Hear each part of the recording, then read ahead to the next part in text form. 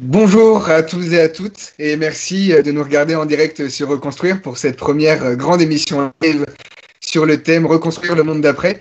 Nous allons avec mon compère de toujours, mon ami Charles Demange, qui est directeur de la publication de Reconstruire, recevoir quelques dizaines d'invités pour parler du monde d'après, pour parler de la façon dont on pourra se reconstruire après le coronavirus, après cette crise sanitaire sans précédent à laquelle nous sommes confrontés. Parce que oui, il va falloir un jour d'après. Nous n'allons pas rester toute notre vie en confinement et il faudra qu'on unisse toutes les forces pour que ce jour d'après ne ressemble pas au jour d'avant. Parce que malheureusement, c'est ce qui a l'air de se jouer. On a l'impression que c'est un retour au jour d'avant qui va se préparer à un monde complètement inégalitaire, un monde où la pauvreté est à son comble, où les inégalités se creusent de plus en plus entre les riches et les pauvres. Et nous croyons que c'est la tâche d'un média comme le nôtre, un média d'intervention, un média qui prend sa part dans le processus de réflexion populaire et dans le processus de réflexion politique à un meilleur monde. Nous croyons que c'est notre rôle de créer la jonction entre les différentes forces réflectives et entre les différentes forces qui pourront nous donner un avenir meilleur. Et donc, Charles, je crois que pour commencer, tu voulais nous donner 2-3 petits mots sur la crise économique à venir, que tu as peut-être préparé une petite intervention à ce sujet. Oui, exactement.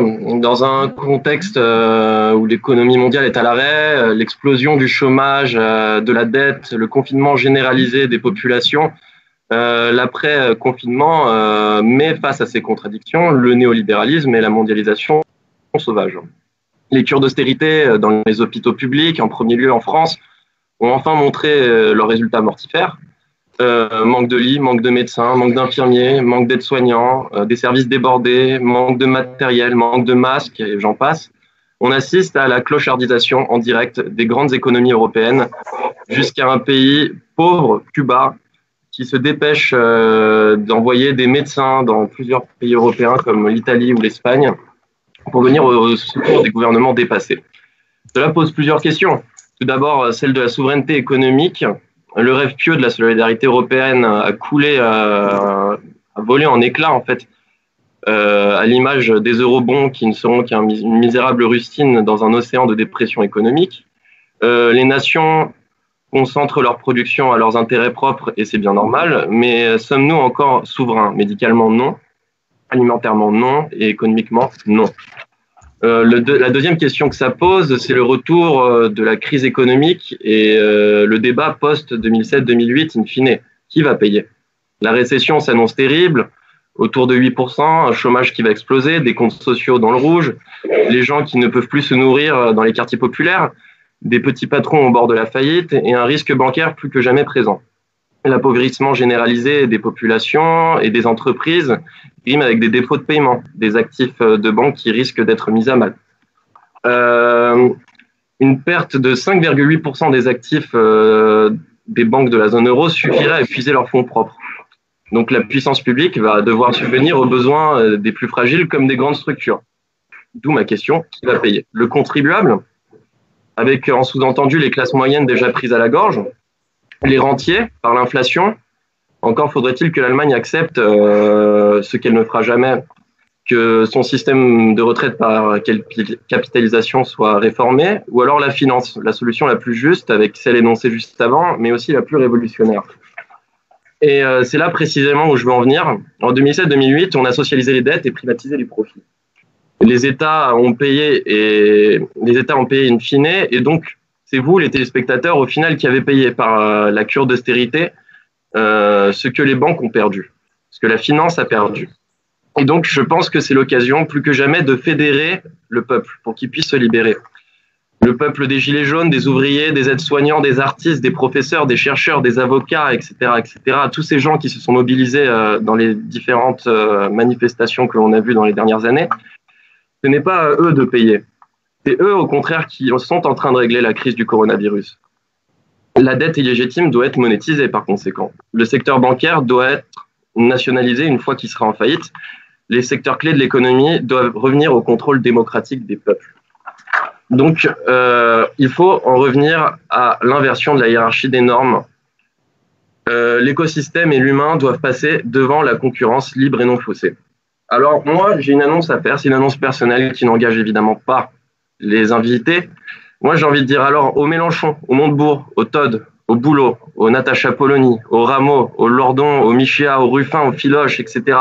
Vous n'êtes pas d'accord sur tout, mais vous êtes d'accord sur l'essentiel, c'est-à-dire la condamnation du néolibéralisme. Vous qui, par le jeu démocratique, voulez libérer le peuple de ses chaînes, n'est-il pas le moment de construire le CNR du XXIe siècle pour le peuple et par le peuple? Merci beaucoup, Charles, pour cette intervention très engagée et qui pose, j'espère, les bases d'une société refondée par le peuple, refondée par sa base et refondée tous ensemble sur les bases d'un Conseil national de la résistance d'un genre nouveau, pour reprendre ce terme que tu as brillamment choisi. Moi, j'avais envie de parler rapidement d'un scandale d'État, d'un mensonge d'État, de la façon dont on a été spolié, dont on a été manipulé et arnaqué par un gouvernement cynique et criminel, finalement, parce que c'est un crime qu'ils ont commis. Je voulais parler de cette gestion néfaste et de cette gestion dangereuse du stock de masques chirurgicaux et FFP2 depuis le début de cette crise.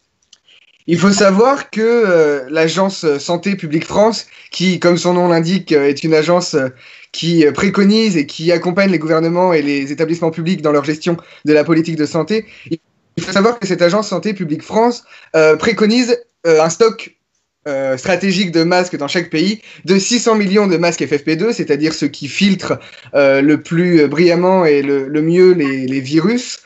600 millions de masques FFP2 en stock stratégique et 1 milliard de masques chirurgicaux. Est-ce que nous atteignons ce chiffre en début de crise? Absolument pas. En début de crise, dans notre pays, il n'y avait que 117 millions de masques chirurgicaux. De quoi tenir 20 semaines en hôpitaux, certes, mais 20 semaines en situation normale, c'est-à-dire 20 semaines dans une situation où seuls les soignants ont besoin de masques, dans une situation où seuls les médecins, les infirmiers, tous ceux qui travaillent à l'hôpital ont besoin de masques. Alors que dans une gestion de crise comme celle que nous vivons aujourd'hui, dans une situation comme la nôtre, tout le monde a besoin d'un masque, dans les transports, au travail, à l'école, dans les universités, dans les lycées, tous les citoyens ont besoin de masques et pour cela, pour tenir sur la durée, il nous fallait 1 milliard de masques chirurgicaux et 600 millions de masques FFP2. Alors, Édouard Philippe peut bien aller devant l'Assemblée nationale, se livrer à un long et laborieux exercice de psittacisme démocratique, raconter à tout le monde des salades en disant qu'ils ont eu la meilleure gestion de crise et que leur gouvernement a su gérer cette situation. C'est faux. C'est faux et l'Agence Santé publique France le dit elle-même.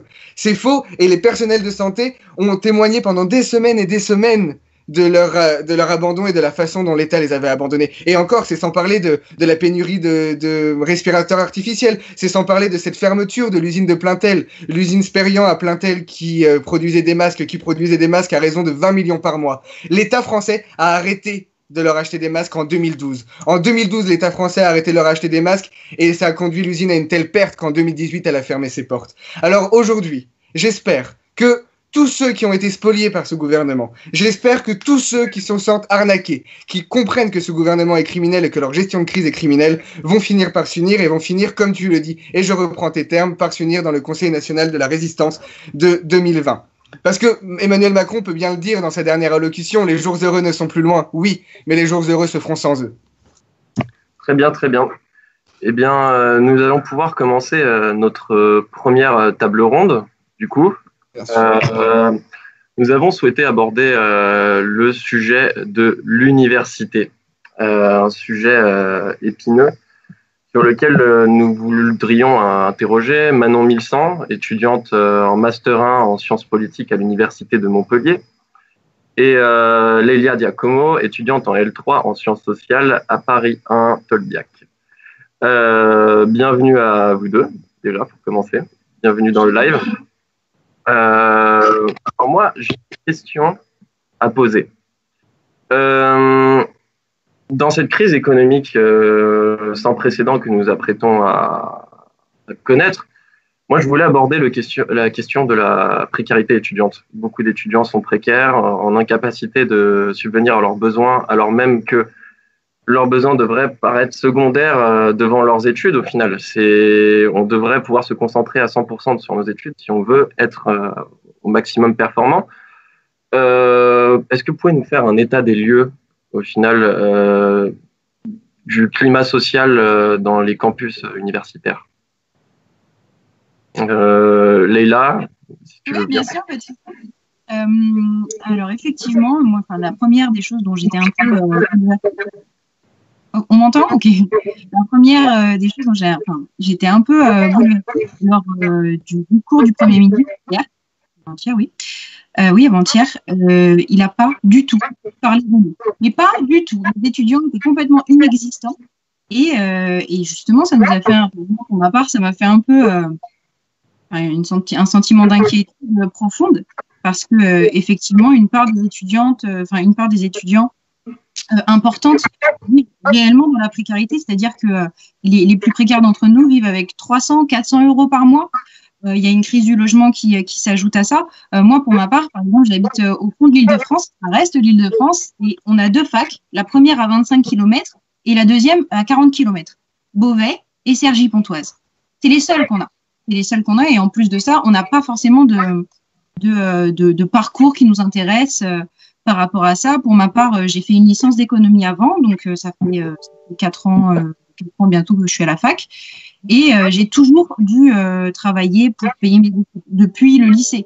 Mais ma situation, je me suis dit que petit à petit, elle allait pouvoir s'améliorer, mais en réalité, pas du tout. Pas du tout. Donc, c'est-à-dire que j'ai passé ma première année d'économie avec un travail, ma deuxième avec 2 travails, et petit à petit, je me suis rendu compte que je payais des études, je redoublais parce que je n'arrivais pas à payer mes études, et je recontinuais toujours dans ce cercle vicieux, dont j'ai réussi à sortir il y a 6 mois, et encore, je ne sais pas si ça va pas recommencer avec la crise du coronavirus. Donc, je sais très bien que ça va recommencer pour moi, mais voilà.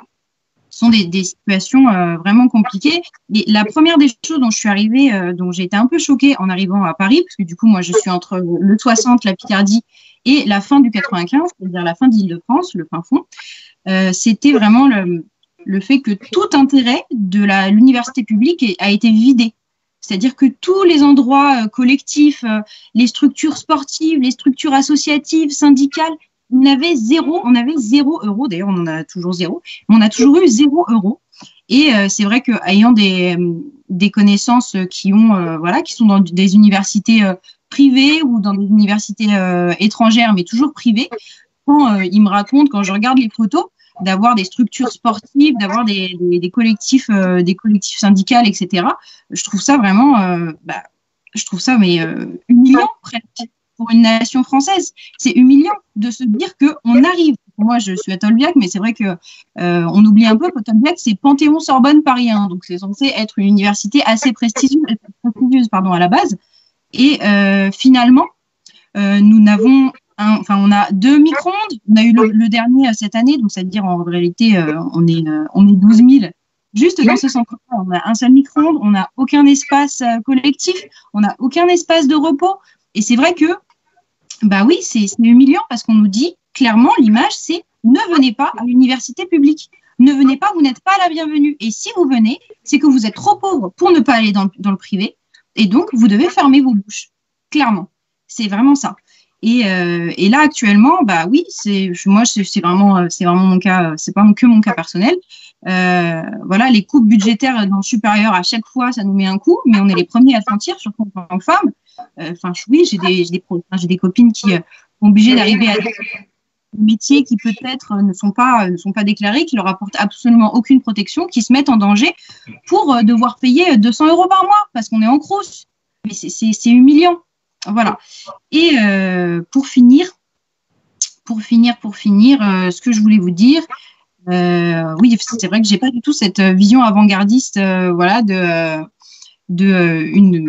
classe de personnes qui pourraient nous sortir de là, mais c'est vrai que actuellement je vois vraiment pas le bout, et cette situation avec la crise du coronavirus, elle est d'autant plus inquiétante parce que si on n'arrive pas, ne serait-ce qu'une seule phrase dans le discours du Premier ministre ou dans n'importe quel discours étatique, c'est qu'en réalité, ils reconnaissent absolument pas notre pauvreté. Parce que oui, c'est de la pauvreté. Quand on n'arrive pas à se nourrir, quand on est en train de se rationner à 200 grammes par jour de pâtes, c'est de la pauvreté. Il va falloir en rendre compte, et c'est de la pauvreté aussi, qui ne s'arrête pas, parce qu'au final, la plupart d'entre nous finissent par avoir un diplôme, mais n'ont pas accès à un travail qui leur permet justement de continuer, justement de se sortir d'une situation de grande précarité.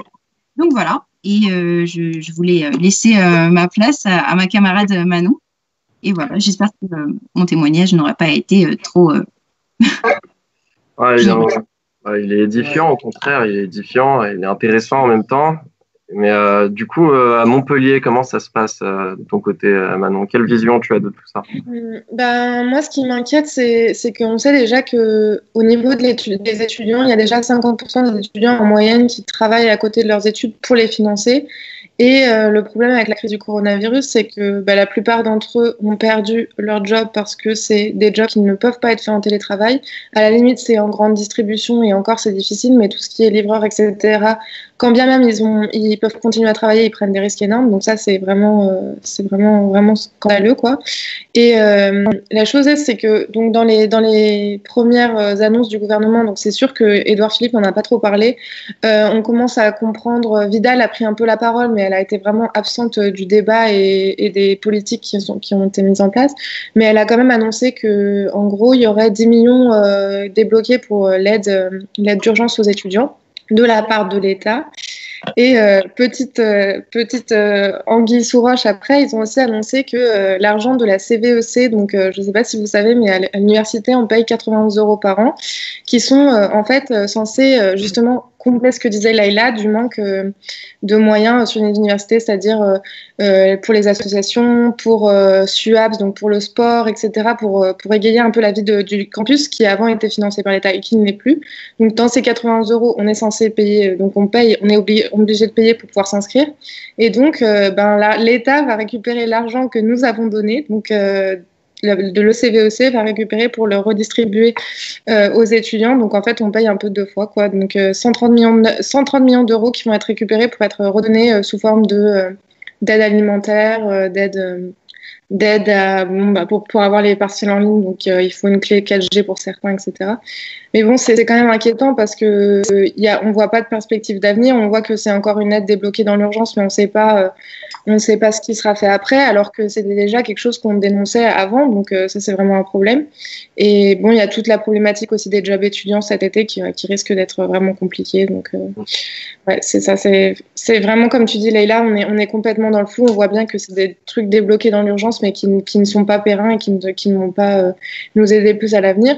Et il y a également la question aussi, ce matin, je lisais des articles par rapport à toute la question des jeunes diplômés, donc les personnes qui vont être diplômées maintenant. Ils sont ni inscrits dans le monde du travail, ni plus étudiants. Donc en fait, ils sont complètement laissés pour compte. Et ça, c'est vraiment une question.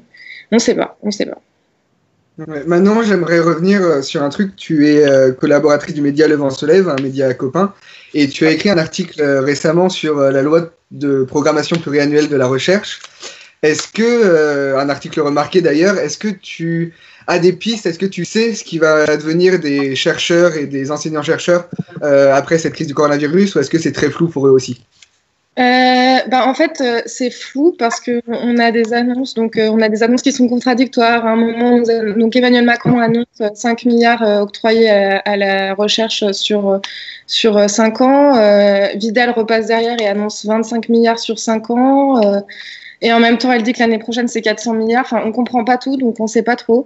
Mais à la base, dans le projet de loi recherche, c'était encore une précarisation des profs, parce que bon, il faut savoir que suivant certains domaines, il y a entre 30% et 70% des profs qui ne sont pas titulaires, qui sont soit à terre, soit vacataires, donc qui sont complètement précaires.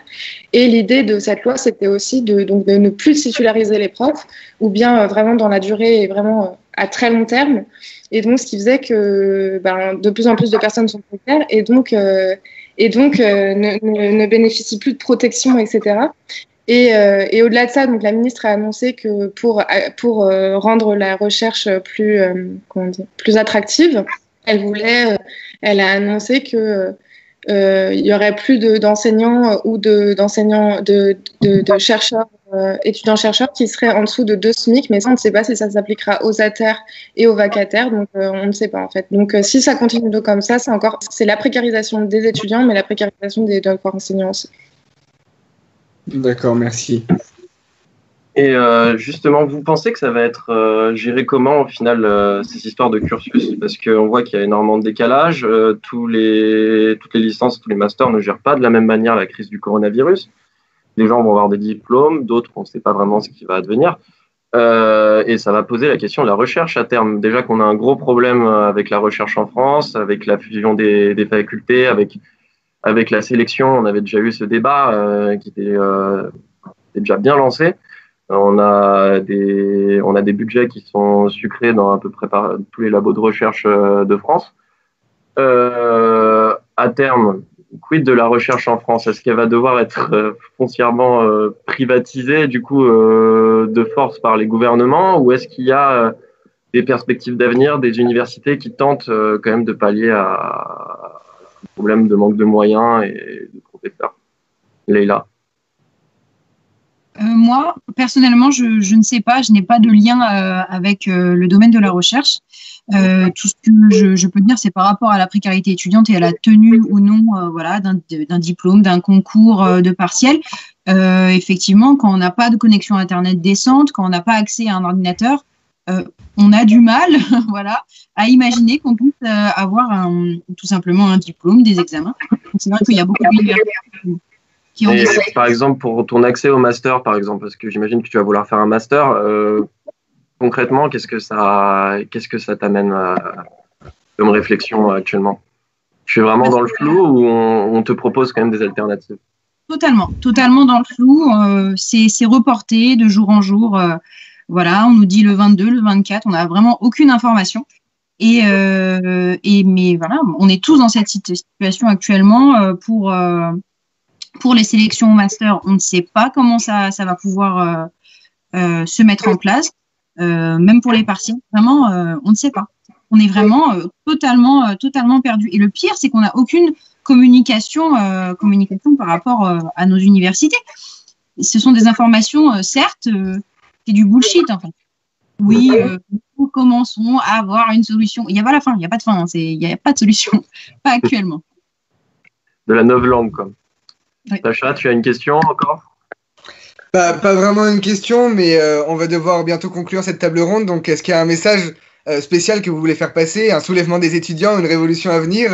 De quoi avez-vous envie pour l'avenir? Et quelles sont vos préconisations pour la recherche et pour l'université derrière? Manon, peut-être?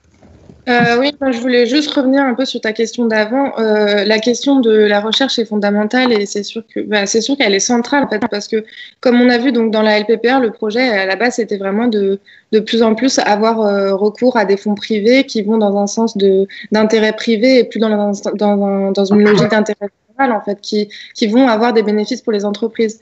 Et donc, moi, j'appelle à un soulèvement des profs, comme ce qu'on a commencé à pu avoir en parallèle de la réforme des retraites, où on a commencé à avoir un mouvement de profs qui disaient non, mais c'est plus possible, on peut plus fonctionner, on passe notre temps à chercher des financements, on peut plus faire d'études correctement, etc. Et donc, il faut vraiment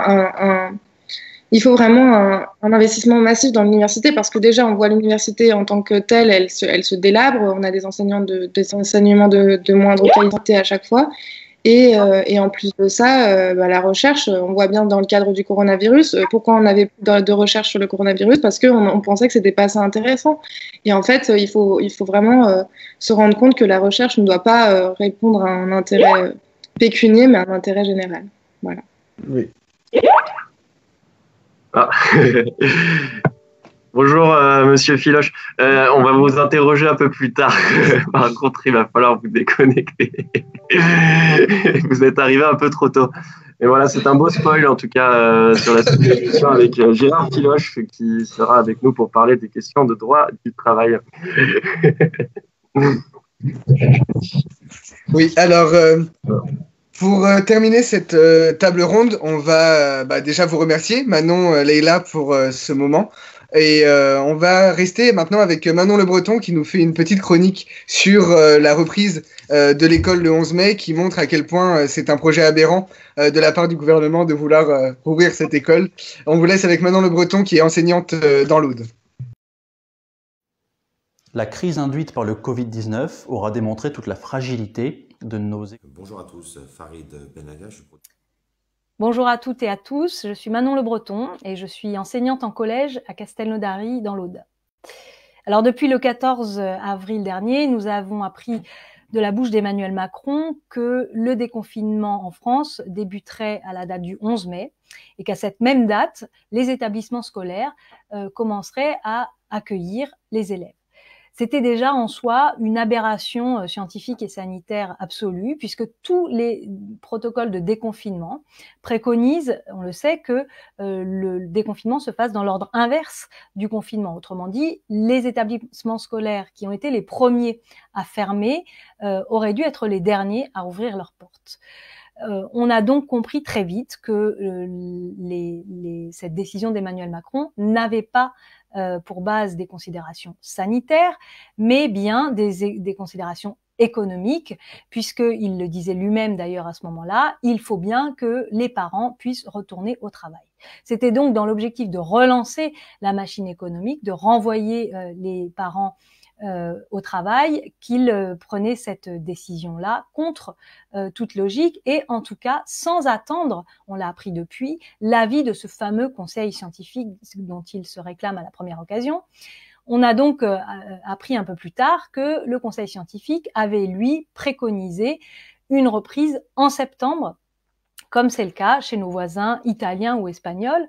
Et d'ailleurs, le conseil scientifique considérait en particulier qu'il était important que ces pays voisins aient un déconfinement synchronisé pour que les choses soient efficaces. On est donc face à une décision qui a choisi de donner la priorité à la dimension économique, tout le monde l'a compris assez vite, et qui a mis les professionnels du secteur face à un casse-tête organisationnel et à des cas de conscience absolument terribles, puisqu'il s'agissait de réfléchir aux conditions concrètes, matérielles de cette reprise, alors même qu'ils avaient compris que ce serait un risque sanitaire énorme qu'on faisait prendre aux élèves, aux familles et à la communauté nationale tout entière. Voilà comment donc, dans quelles conditions les chefs d'établissement, les élus locaux se sont mis au travail pour réfléchir tant bien que mal à cette réouverture. Ils se sont appuyés, ils ont glané les différentes informations qu'ils pouvaient récolter dans les interventions médiatiques de tel ou tel ministre, tant il est vrai qu'aucune concertation digne de ce nom n'a été mise en place avec les chefs d'établissement, par exemple, et que ceux-ci, donc, se sont mis au travail dans le flou total et à tâtons. Les premières bases qui leur ont été données, c'était les déclarations de Jean-Michel Blanquer avec un ordre de reprise des classes par niveau, avec le caractère d'abord facultatif, puis obligatoire, plus facultatif, des revirements permanents comme ça avec lesquels il fallait composer. Bref, le travail a commencé dans ces conditions-là et sur ce est arrivé le deuxième avis.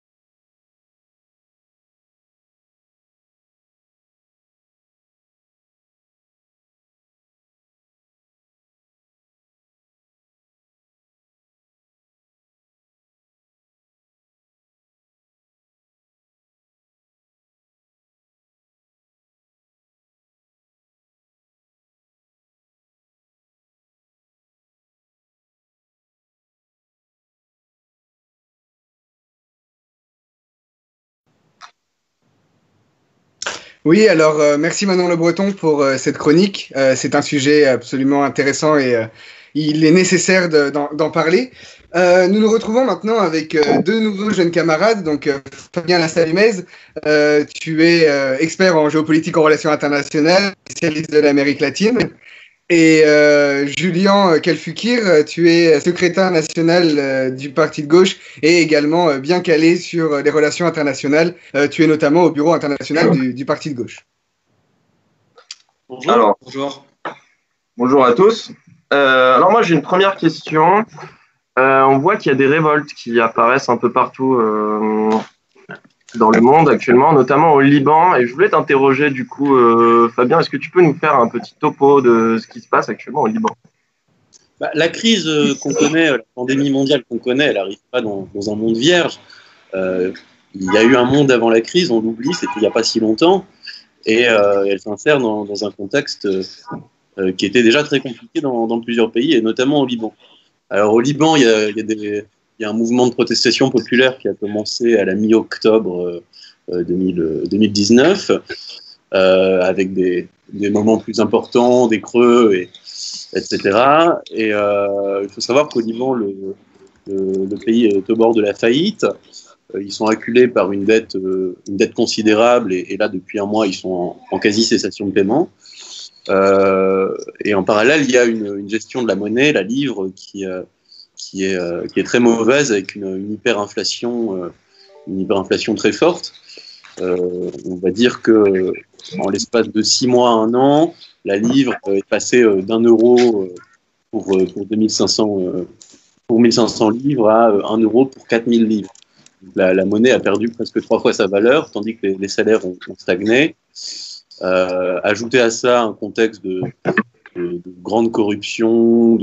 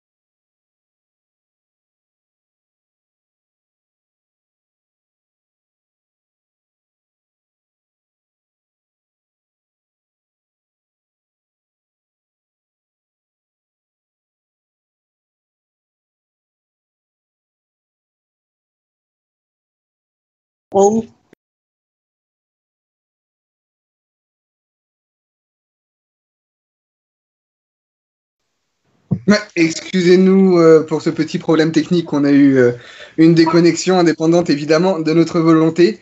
Nous reprenons avec donc Fabien qui était en train de nous parler de la situation au Liban. Oui, donc au Liban, le mouvement de contestation qui a commencé en octobre a repris, parce qu'avec le coronavirus, on a une grande partie de la population, notamment celle qui vit d'emploi informel, qui n'a pas du tout d'argent. Alors, si mes souvenirs sont bons, on leur a accordé $200 par mois, mais c'est largement insuffisant pour vivre au Liban. Il faut savoir qu'au Liban, le niveau de vie est quasiment le même qu'en Europe, à peu de choses près.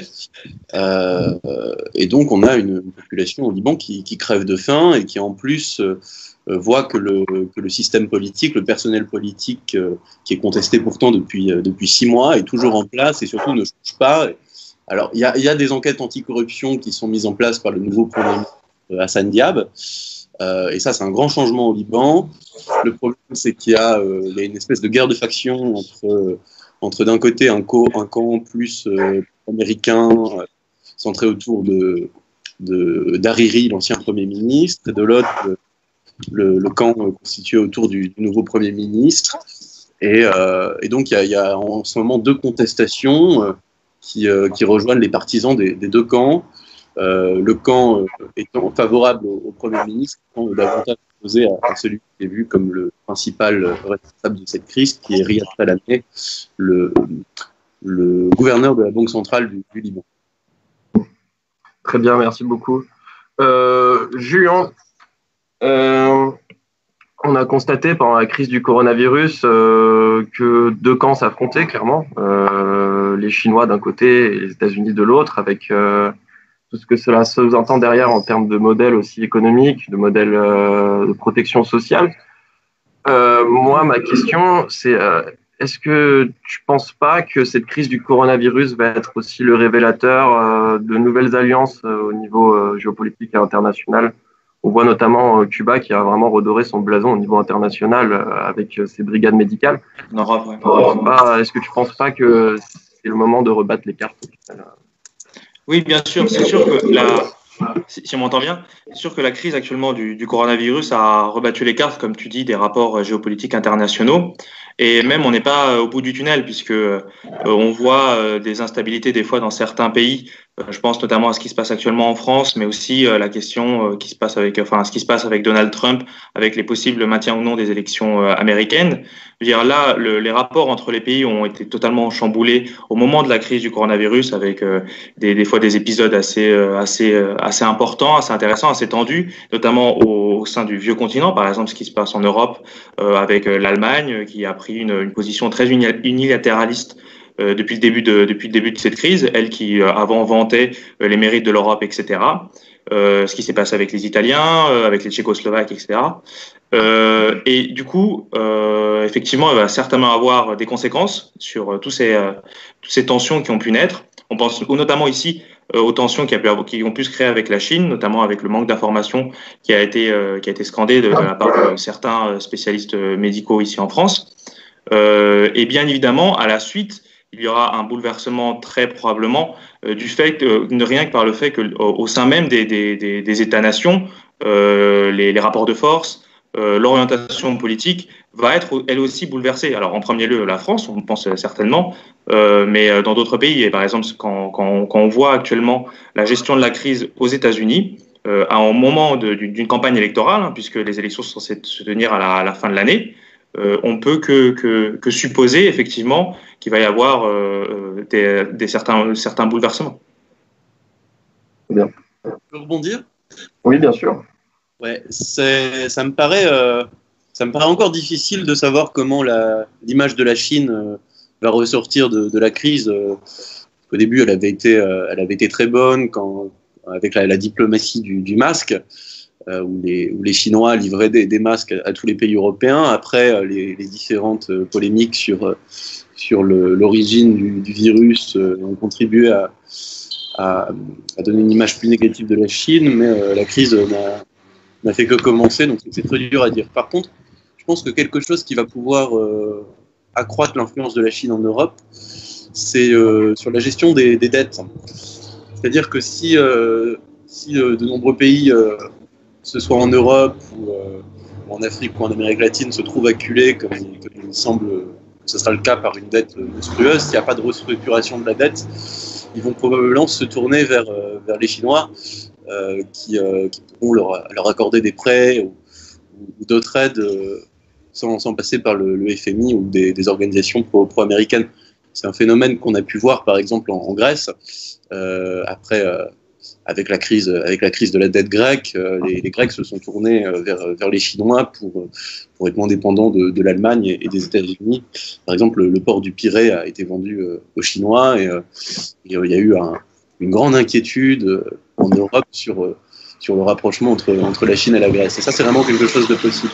Et après, l'autre question, c'est comment la production va se renclencher en Chine et aux États-Unis, qui sera le premier à reproduire.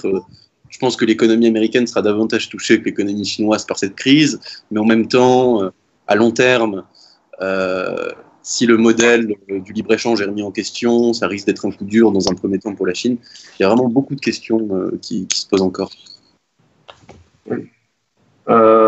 Julien, justement, avec cette question de la dette, on a vu l'annonce d'Emmanuel Macron vis-à-vis des pays africains qui voulaient avoir une restructuration des dettes africaines, ainsi que ça allait un peu dans le sens de sa volonté de réforme du franc CFA. Est-ce que tu crois réellement que la France est prête à lâcher les vannes en Afrique? Est-ce que tu crois? Alors déjà, il faudrait commencer par arrêter la France-Afrique. Je crois qu'on est très loin. Non, je ne suis pas sûr. Et pour rebondir un peu sur ce que vient de dire Fabien, il a effectivement parlé de quelles productions vont suivre à la suite de la crise du coronavirus pour relancer les économies. Et quand on regarde ce qui s'est passé après la crise de 2008, il y a déjà une piste qui, à mon avis, va être réfléchie par de nombreux États, c'est la question de la guerre et la production guerrière, notamment des États-Unis. Donc, je ne suis pas du tout très optimiste de la part des gouvernements plutôt côté occidentaux à envisager des solutions très pacifiques, et ils l'ont déjà démontré durant la crise actuelle du Covid, quand on voit les tensions qui sont créées notamment autour des migrants, etc., avec entre le nord et le sud de l'Europe, où les tensions sont de nouveau, il y a eu résurgence des tensions qui existaient entre ces deux parties de l'Europe. Ça laisse supposer malheureusement pour le moment rien de très optimiste. Et pour nos relations avec l'Afrique, ça va, si on regarde les conséquences qu'il y a pu avoir des précédentes crises financières qui sont faites ces dernières années, notamment la crise de 2008, rarement l'Afrique en est sortie la plus victorieuse. Donc j'attendrai encore avant de me prononcer là-dessus. Mais pour le moment, les annonces sont sont simplement que des annonces. Merci Julien, merci Fabien.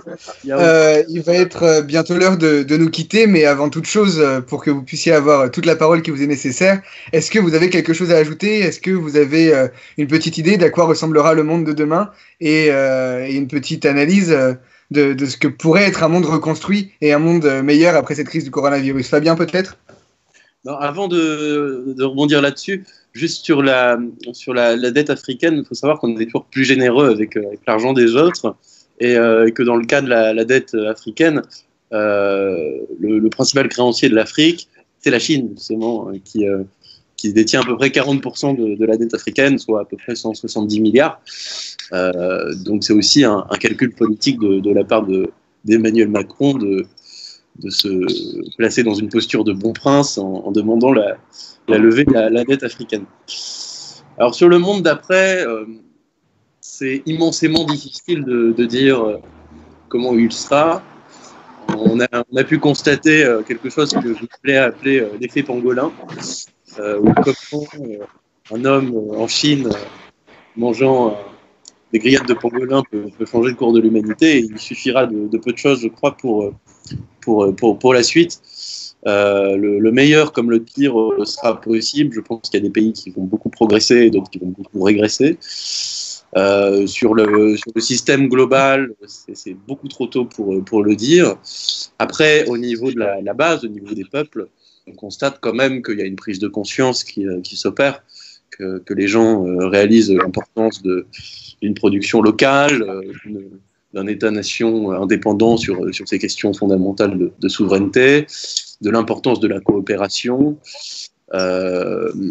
Et ça, c'est des choses qui vont infuser dans les esprits pour les prochaines campagnes politiques. Par exemple, aux États-Unis, je pense que les idées qu'ont pu défendre un Bernie Sanders durant sa campagne vont être encore plus majoritaires devant la constatation de toutes les erreurs qui ont été faites, notamment par Donald Trump. Alors, est-ce que Donald Trump va gagner la prochaine présidentielle américaine? C'est encore trop tôt pour le dire. Même si il faut dire que jusqu'à présent sa gestion de crise est plutôt calamiteuse, mais en même temps l'alternative c'est Joe Biden, et elle n'est pas franchement séduisante pour beaucoup de citoyens américains. En France, oui, aujourd'hui tout le monde est souverainiste, tout le monde défend l'indépendance de la France. On entend Xavier Bertrand, Valérie Pécresse, ou même Raphaël Glucksmann faire l'apologie de l'indépendance nationale. Je dois dire que c'est assez amusant, ce bal des hypocrites. Mais en tout cas, oui, les Français en ont marre. Les Français n'ont jamais autant consulté les informations, n'ont jamais autant renseigné sur ce qui se passait. Ils constatent bien qu'on est dans une gestion de crise qui est pour le moins hasardeuse. Alors ils se disent, est-ce que quelqu'un d'autre aurait fait mieux?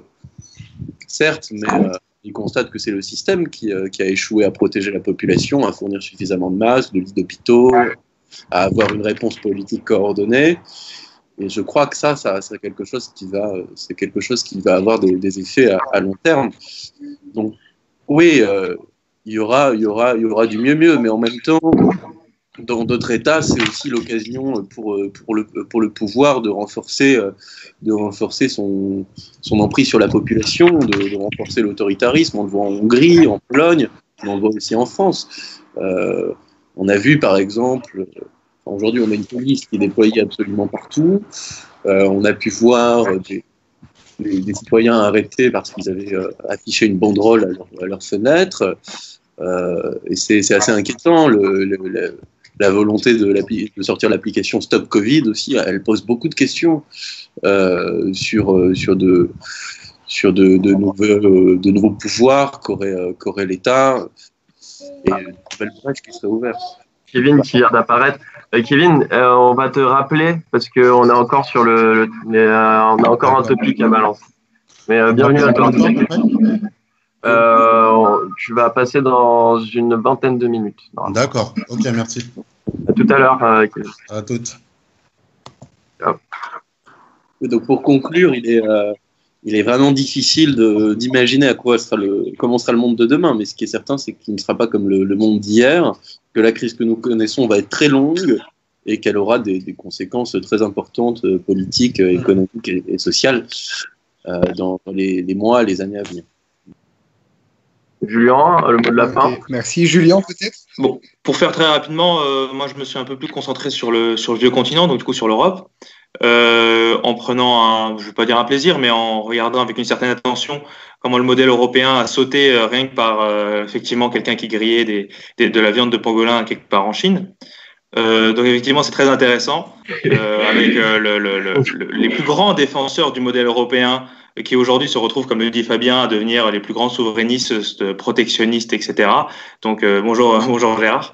Donc c'était le cas effectivement de l'Allemagne qui a décidé de couper ses frontières unilatéralement, de Schengen qui était le modèle Schengen mais qui a complètement sauté.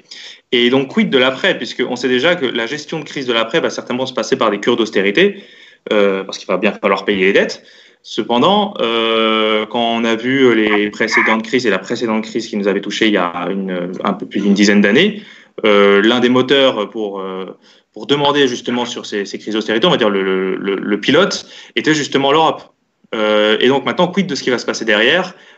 Comment vont se coordonner les différents États pour demander plus d'autorité, aussi les cases dans les services publics qui maintenant pourront se faire avec un peu plus de difficultés, en tout cas je pense pour la santé, peut-être dans d'autres domaines ce sera plus facile, mais dans la santé ça risque d'être très compliqué. Voilà, donc il y a beaucoup d'incertitudes, mais il y a une certitude, c'est que ça va être très, très, très, très mouvementé dans les mois à venir et à la sortie de cette crise, si on pense et si on suppose qu'on y sortira bientôt, parce que je ne suis pas sûr. Oui. Merci Julien, merci Fabien pour cette table ronde fort intéressante. On va vous laisser maintenant et on va se retrouver avec une petite chronique de Romain Dureau, qui est agroéconomiste et fondateur du laboratoire d'idées UTAA et qui va nous parler de la crise du coronavirus et de ses conséquences sur le modèle agricole français. La crise induite par le Covid-19 aura démontré toute la fragilité de nos économies mondialisées et en particulier les fortes vulnérabilités de notre système alimentaire. C'est vrai pour les consommateurs qui font face à un risque accru de pénurie ou de manque pour un certain nombre de produits de première nécessité. C'est vrai dans les régions du monde les plus vulnérables, les plus dépendantes des importations pour assurer leur alimentation quotidienne, mais c'est également vrai en France et en Europe. Un rapport du FC Que Choisir démontre par exemple que les références de farine disponibles en rayon ont diminué de 38% depuis la première semaine de mars jusqu'à la 4e semaine de confinement, tandis que le prix de la farine a augmenté de 14%. Cela n'est pas lié à un manque de disponibilité de farine ou de blé tendre en France, c'est lié à une rigidité des chaînes d'approvisionnement qui dépendent notamment pour moitié de la farine de grande consommation des importations d'Allemagne ou d'Italie. Les producteurs, eux, sont aussi impactés. Les paysans ont par exemple dû faire face à la perte d'un certain nombre de débouchés à l'export, comme par exemple l'exportation de produits laitiers en Chine, dont la consommation a fortement diminué. Mais ils ont également dû faire face, ces producteurs, à un manque de main-d'œuvre pour assurer un certain nombre de travaux agricoles, comme la taille des arbres, comme les récoltes, comme les semis ou les plantations, qui demande un fort besoin en main-d'œuvre ponctuelle et donc qui conduit l'agriculture à un recours croissant au travail saisonnier et notamment à l'embauche de travailleurs saisonniers étrangers, parfois et de plus en plus sous statut de travailleurs détachés. Il a donc fallu pour les producteurs trouver cette main-d'œuvre en France, ce qui n'est pas sans conséquence sur l'organisation de la production agricole. Donc vous le voyez, que ce soit pour l'approvisionnement alimentaire, pour la production agricole, la crise du Covid a eu des impacts très forts. Il faut donc en tirer des leçons, des conséquences, et dès maintenant penser un nouveau projet de souveraineté alimentaire en relocalisant un certain nombre de productions, et cela passe par la diversification de nos productions agricoles, relocaliser des productions qu'aujourd'hui nous importons, il en va de notre sécurité alimentaire, mais cela ne pourra pas se faire non plus sur la protection des producteurs, sur la protection des paysans dont on a besoin pour assurer cette souveraineté et sécurité alimentaire. Cela passe par exemple par la protection face aux risques climatiques, risques sanitaires. En cela, la proposition du député André Chassaigne d'un système d'assurance publique pour les risques agricoles est tout à fait pertinent, mais aussi la protection face à la spéculation, face aux prix bas sur les marchés internationaux, et cela passe par une volonté protectionniste. Sinon, on ne pourra pas relocaliser notre alimentation et sécuriser notre système alimentaire.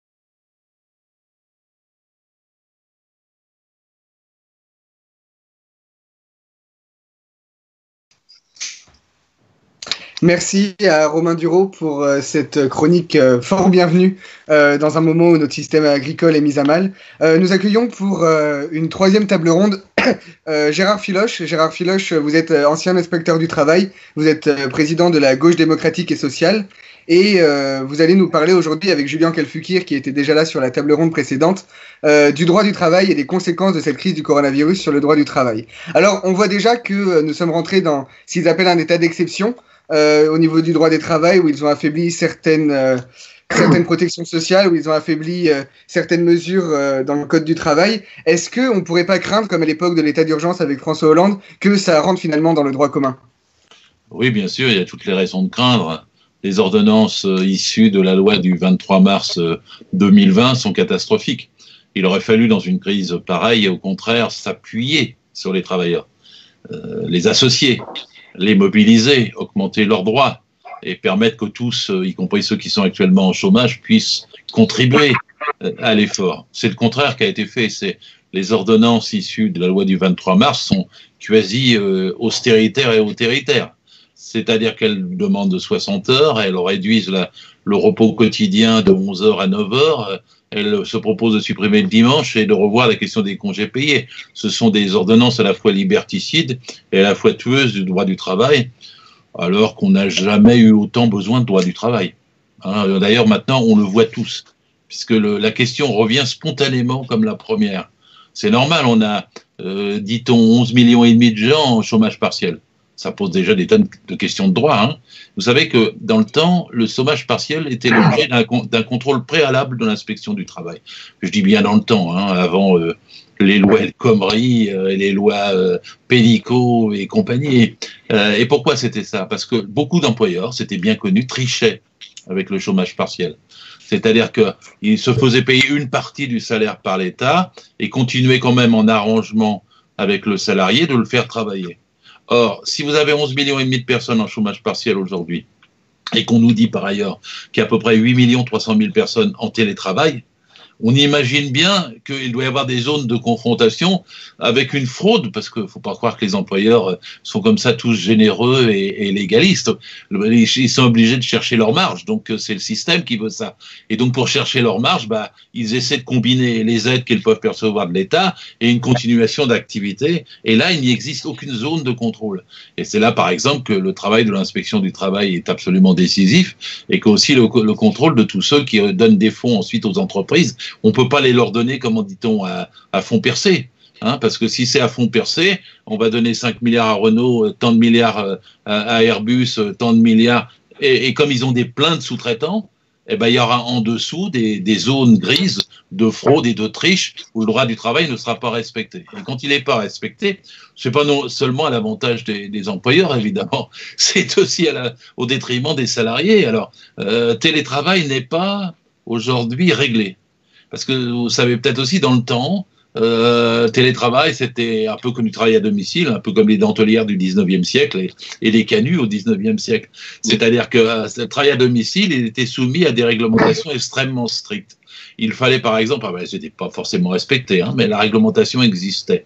C'est-à-dire qu'il fallait qu'il y ait une définition du poste, de la tâche, et qu'il y ait, quand il y a une commande de travaux, une traduction horaire de la tâche.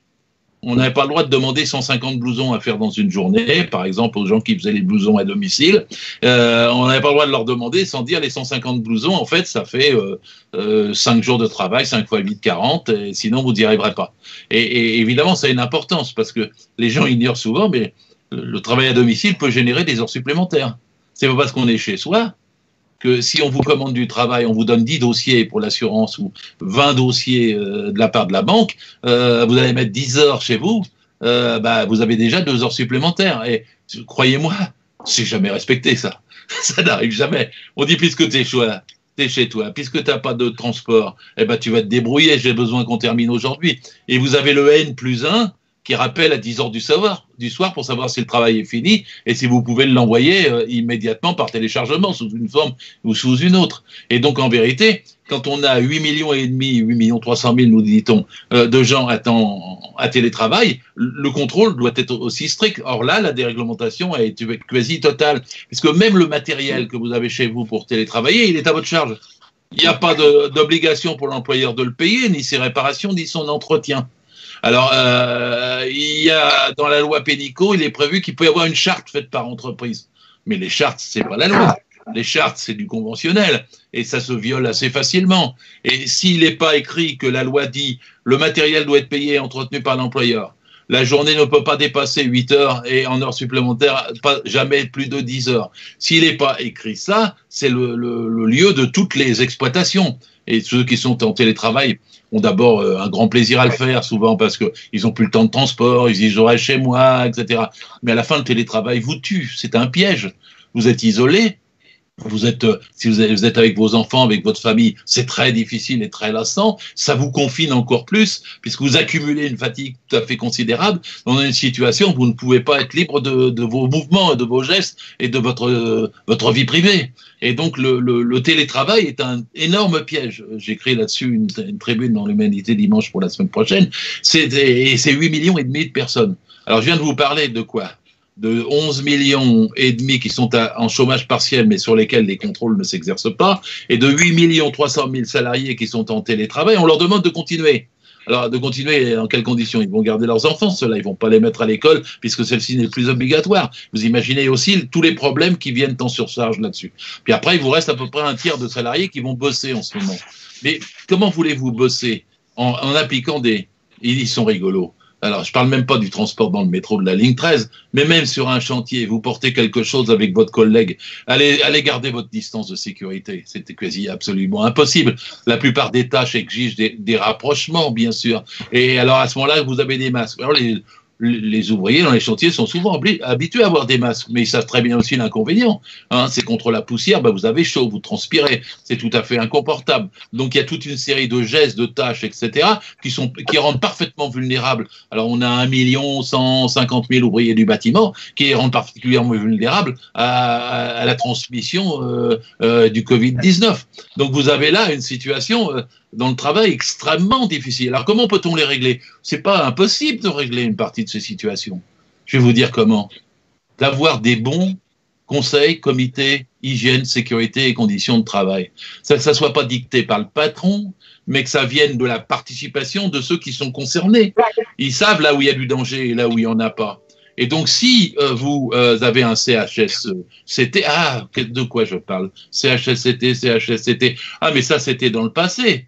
Maintenant, c'est des choses qui ont été supprimées par Rebsamen, El Khomri et Pénicaud. Et donc, ils sont plus indépendants. Il n'y a plus de temps pour, il n'y a plus de budget pour, il n'y a plus de formation pour. Les CHSCT, il faut les reconstruire tout de suite, par exemple. Je vous le dis tout de suite. Hein. Et pour protéger la santé, il faut aussi que les salariés ne se sentent pas menacés. Ce qu'il est bon, moi, je vois, on dit, il y a du volontariat. Il n'y a pas de volontariat en droit du travail. Ça n'existe pas. Un contrat de travail, c'est un lien de subordination juridique permanent. Un lien de subordination juridique permanent. Dans une entreprise, c'est le patron qui décide l'embauche, c'est le patron qui gère le contrat et c'est le patron qui rompt le contrat. Vous êtes subordonné. Et c'est pour ça que c'est le patron qui a des obligations vis-à-vis de votre santé et de votre sécurité. Parce que j'entendais ce matin Madame Pénicaud qui répondait sur France Inter en disant « Ah, mais la mise en danger d'autrui, il faut que ça soit fait en conscience. » Ah bon? La mise en danger d'autrui, il faut que ça soit fait en conscience? Mais alors, le patron qui n'a pas mis de garde-corps dans le chantier, il y a un ouvrier qui tombe. Personne ne va penser que le patron, consciemment, voulait que l'ouvrier tombe. Donc, inconsciemment, il a ouvert un risque. Mais pourtant, c'est quand même lui qui est responsable en droit du travail. Et Madame Belloubet a totalement tort. Parce qu'il doit assumer la protection avec une obligation de résultat et il doit y avoir un garde-corps. Et s'il n'assume pas avec une protection de résultat et qu'il n'y a pas de garde-corps et que l'ouvrier se tue, eh ben oui, il y aura mise en danger de la vie et d'autrui et faute inexcusable de l'employeur. Et c'est bien ça le rapport en droit qui est important dans la situation de protection des salariés, ceux qui sont restés au travail. Parce que tous ont été mis en danger sans avoir la sécurité pour. Et tout cela, c'est quoi? Je vous fais un tableau, je pourrais vous le montrer. En ce moment, il circule sur Internet un tableau avec 40 métiers qui sont illustrés en petites vignettes pour demain 1er mai. Et on voit que c'est tous notre classe. C'est une classe sociale, c'est le salariat, c'est ceux qui produisent les richesses, ceux dont Macron a dit ils sont maltraités du point de vue salarial par la société, mais c'est eux qui tiennent le pays. C'est la France du SMIC, c'est pas la France du fric. Alors la France du SMIC, elle doit être protégée et elle doit être payée par la France du fric. Et donc là, c'est la question de la reprise. Les conditions de la reprise exigent une consolidation des droits du travail, une protection des salariés beaucoup plus forte que celle qui existait auparavant. Et si on ne veut pas finir demain comme avant, c'est d'abord ça qu'il faut changer. Par exemple, protéger contre le licenciement. Parce que si vous n'avez pas d'autorisation de licenciement, le salarié, il a peur. Il ne va pas exercer son droit de retrait. Il ne va pas dire « mais moi, je ne veux pas faire ça dans des conditions de risque ». Si vous avez un contrôle sur les licenciements, vous protégez la santé. C'est pas seulement l'emploi que vous protégez, mais la nature de l'emploi. Vous protégez la sécurité. Donc, il faut rétablir un contrôle sur les licenciements par l'inspection du travail. Et vous aurez noté comme moi que c'est pas du tout dans ce sens-là que va Madame Pénicaud, puisque un inspecteur du travail qui avait, alors c'était pas extraordinaire ce qu'il avait fait. Il avait fait tout son boulot, Anthony Smith, à Reims. Il avait exigé d'une boîte qu'elle donne, parce qu'il y avait des malades parmi ses salariés, à ses femmes de ménage des masques pour aller, parce qu'elles allaient travailler chez les gens. Ça avait déjà d'ailleurs été approuvé dans un cas de jurisprudence par un tribunal à Lille. Donc mon collègue Anthony Smith ne faisait que son travail. Mais Madame Pénicaud a dit que non. Il ne devait pas aller jusque-là parce qu'il n'y avait pas de masque à l'époque obligatoire. Alors maintenant, les masques deviennent obligatoires à Lyon ou dans les transports, mais ne deviennent pas obligatoires pour une femme de ménage qui va faire 5 ou 6 visites dans une journée. Qu'est-ce que c'est que cette histoire? Et on sanctionne l'inspecteur du travail, on le suspend de son métier, de ses fonctions, de ses responsabilités, parce qu'il a osé mettre en demeure et en référé le patron qui ne donnait pas de masque, alors que maintenant la question du masque est réglée. Il faudrait donc dire que c'est une question centrale pour des millions de travailleurs. Si l'inspecteur du travail ne peut pas imposer de masque, si la ministre du Travail le sanctionne et le met à pied parce qu'il le fait, et si elle lui interdit de saisir le tribunal en référé, tout le système d'indépendance de l'inspection, tout le système de contrôle du droit, tout le système de protection des salariés, tout le système de santé est un vain mot. Ça sert à quoi?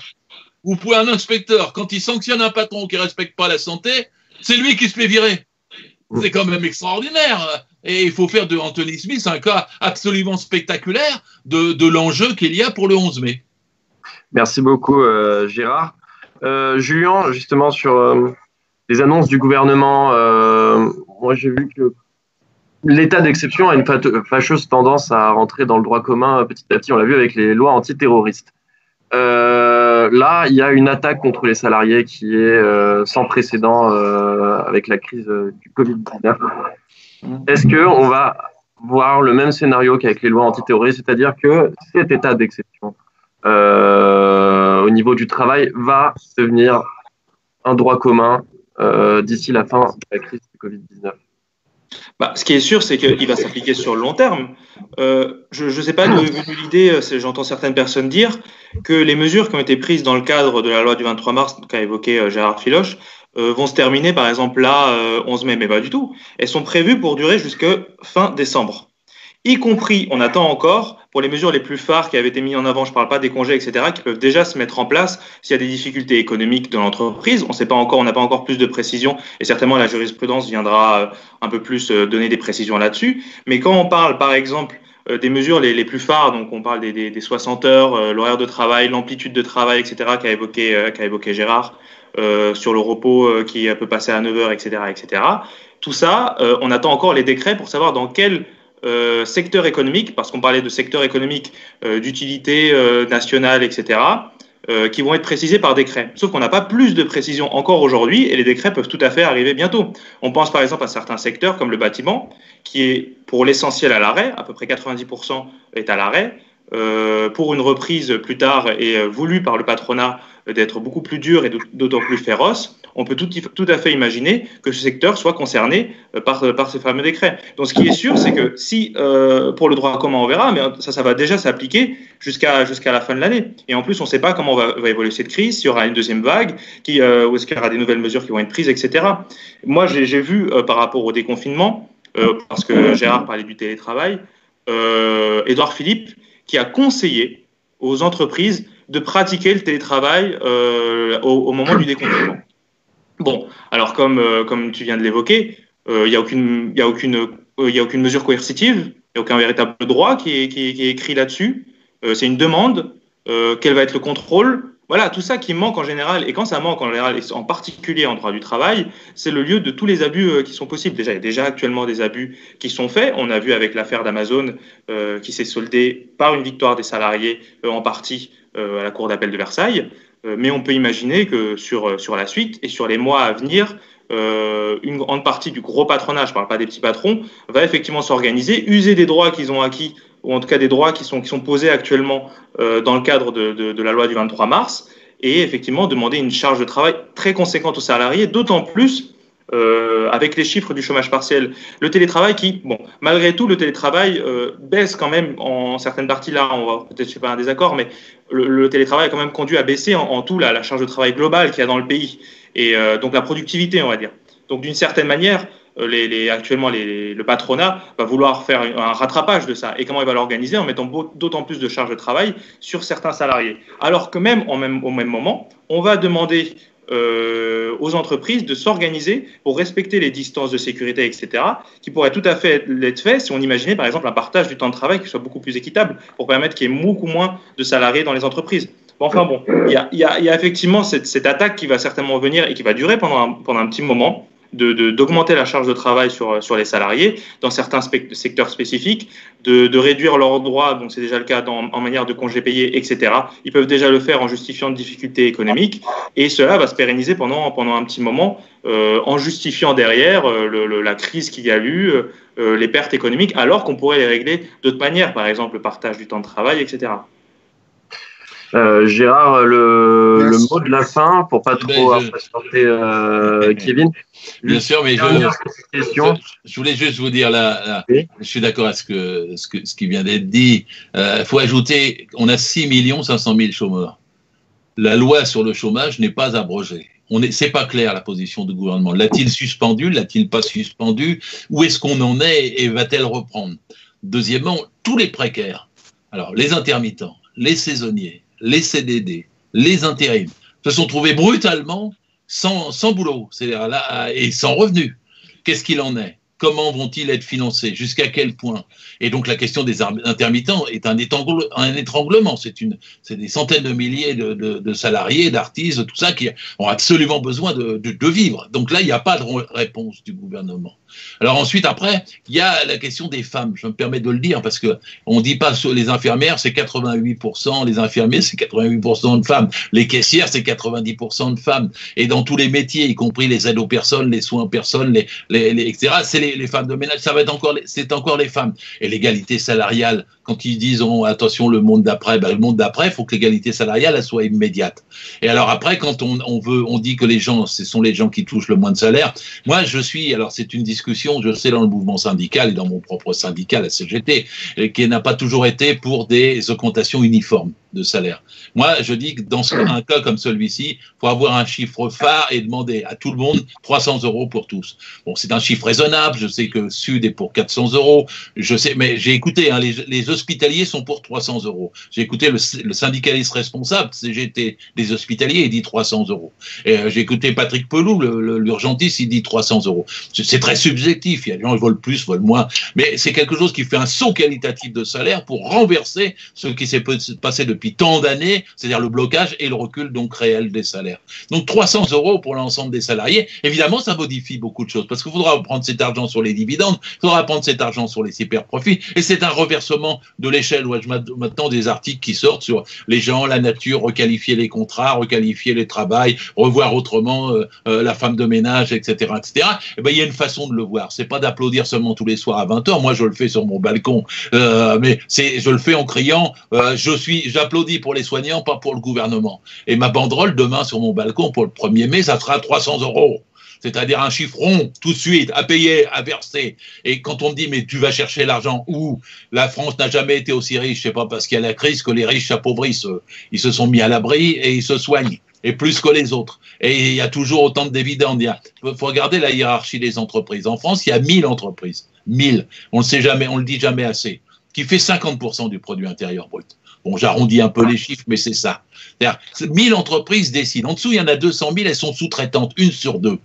Et en dessous, il y a 1 million de TPE, c'est-à-dire de moins de 11. Le boulanger jusqu'au petit artisan. Moi, je ne mets pas en cause le boulanger, le petit artisan et le million d'entreprises. Je mets un peu plus en cause celles du dessous, qui ont entre 10 et 1000 salariés. Mais la plupart du temps, elles dépendent des donneurs d'ordre. Et c'est donc les donneurs d'ordre qu'il faut. Moi, je suis pour modifier le rapport entre ces entreprises-là. C'est-à-dire que ce soit le donneur d'ordre qui soit responsable de ce qui se passe sous ses ordres. Que l'entreprise intervenante, elle souhaite aligner le temps de sa mission sur la convention collective du donneur d'ordre.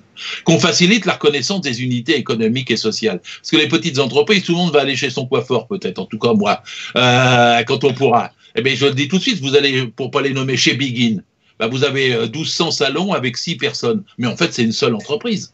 Si vous reconnaissez qu'il y a 1200 salons avec 6 ou 8 personnes, vous avez tout de suite un groupe de 2500 salariés. Ça change tout dans ce qu'on peut exiger. Parce que le petit coiffeur franchisé va dire « mais moi je peux rien ». Mais le groupe qui franchise et qui prend généralement la plupart du gros groupe du chiffre d'affaires, c'est à lui qu'il faut s'attaquer. Donc, il faut reconnaître les unités économiques et sociales et pas laisser les fausses franchises. C'est une chose qui a fait débat en Californie pour McDonald's. Et en Californie, ils ont fini par donner des obligations aux franchisés d'être alignés sur la maison mère McDonald's et à la maison mère de payer les salariés à tous les niveaux de tous les McDonald's comme ils étaient payés à la maison mère. Ça, je propose que ce soit des choses qui s'instaurent. Parce que c'est une façon de faire payer les donneurs d'ordre. Sinon, on va nous étouffer toujours en disant les petites entreprises peuvent pas, les moyennes entreprises peuvent pas. Mais vous savez, Veolia, un jour, on m'a mis en débat avec le patron de Veolia, monsieur Frérot. Et dans le débat, il me dit, mais moi, j'ai 11 000 sous-traitants. Ce que vous me dites, je peux pas tenir. S'il a 11 000 sous-traitants, il peut tenir. Effectivement, parce que la sous-traitance, c'est la dégradation du droit du travail en cascade. Et il faut ne pas autoriser plus d'un seul niveau de sous-traitant. Vous voyez que je donne des mesures concrètes qui ne sont pas du tout dans le sens de Mme Pénicaud ni de Mme El Khomri, pas du tout dans le sens de Hollande et dans le sens de Macron, mais ils sont dans le sens de l'intérêt des salariés. Vous savez, ceux qui produisent tout aujourd'hui, ceux qui font tenir le pays, c'est de cela dont je parle quand je parle droit du travail. On l'aura bien compris, Gérard. Merci beaucoup, Gérard. Merci beaucoup. On va devoir lancer la pastille parce qu'on commence à prendre du retard. Mais Voilà. en tout cas, c'était un débat passionnant. Merci beaucoup à Julien Kelfoukir et à Gérard Filoche Service public. pour leur participation. Et Et vive le n'oubliez service pas, public demain, et le vive les 1er mai, salariés du Journée service internationale des public. travailleurs. Le 20, demain, oui, mais moi j'ai préparé ma Demain, pour banderole. J'ai préparé ma banderole à mon balcon. Hein. On est tous prêts. On a hâte d'en voir la photo alors. Merci Gérard, merci Julien. Merci. Et à Merci. bientôt. On se retrouve donc avec une chronique maintenant de Danielle Simonet, qui est oratrice nationale de la France Insoumise et candidate à la mairie de Paris, et qui va nous parler du maintien des municipales et de cette décision de maintenir les municipales au mois dernier. Alors, vous me demandez dans une courte vidéo de revenir sur cette décision du maintien du premier tour des élections municipales. Bah, écoutez, il suffit déjà de voir le nombre d'assesseurs, assesseuses de bureaux de vote, présidents, présidentes, élus qui ont été atteints du coronavirus et certains qui en sont morts pour se rendre compte que c'était une aberration sanitaire, un scandale en fait, hein, vraiment. On apprend en plus par Madame Buzyn qu'elle savait la gravité de l'évolution de la pandémie en France, qu'elle avait alerté le président de la République, le gouvernement, et qu'ils n'ont pas pris la bonne décision. Avec les éléments qu'ils avaient, ils auraient dû annuler le scrutin. Quand ils décident le jeudi soir de fermer les écoles, le samedi soir de fermer les bars et les restaurants, ils décident quand même de maintenir le premier tour. Vous vous rendez compte que la petite vidéo qui est passée et qui continue de passer sur la sensibilisation sanitaire aux gestes barrières pour le confinement, eh bien, elle a été filmée avant les élections du premier tour. Donc c'est totalement irresponsable. Et d'un point de vue démocratique, l'injonction contradictoire « allez voter, restez-vous » le dimanche, eh bien, a provoqué une abstention massive. Donc la sincérité du scrutin du premier tour, franchement, c'est pas sérieux, quoi. Alors maintenant, il y a ceux qui se posent la question, est-ce qu'il faut annuler le premier tour et faire le premier et le deuxième tour en septembre, octobre ou en mars ou en juin prochain, ou est-ce qu'il faut maintenir le deuxième tour en juin ou en septembre? Bon, déjà qu'on respecte à minima le juge électoral, le Conseil d'État, qui a dit que passé l'été, eh bien, on doit faire le premier et le deuxième tour. Qu'on ne refasse pas la même erreur que le premier, c'est-à-dire qu'un deuxième tour en juin, ce serait une folie, parce que le coronavirus, la pandémie, elle n'est pas derrière nous. Maintenant, quand reprendre le premier et le second tour? Écoutez, moi j'ai plutôt le sentiment qu'on est dans une telle crise mondiale, nationale, qui va durer, qui repose tant de questions. Le président Macron lui-même, d'ailleurs, a reconnu dans son allocution que son programme n'est pas adapté à la situation. Il devrait d'ailleurs démissionner, bon, mais il ne le fera pas. Mais en fait, c'est une dissolution de l'Assemblée nationale, non qui serait quand même plus pertinente. Parce qu'on a d'abord besoin d'avoir des débats nationaux sur la grande bifurcation nécessaire à l'ensemble de nos politiques. Voilà, il faut faire sauter le verrou de Bruxelles, il faut absolument sortir de ces injonctions de politique libérale, il faut arrêter l'austérité contre l'hôpital public, contre la recherche, il faut vraiment réorienter nos financements sur l'essentiel. Il y a des secteurs d'activité qu'il faut relocaliser, nationaliser, enfin voilà. Tous ces enjeux-là sont d'abord, à mon sens, des enjeux nationaux. Voilà, j'espère que ces éléments n'ont pas été trop longs et répondre à votre demande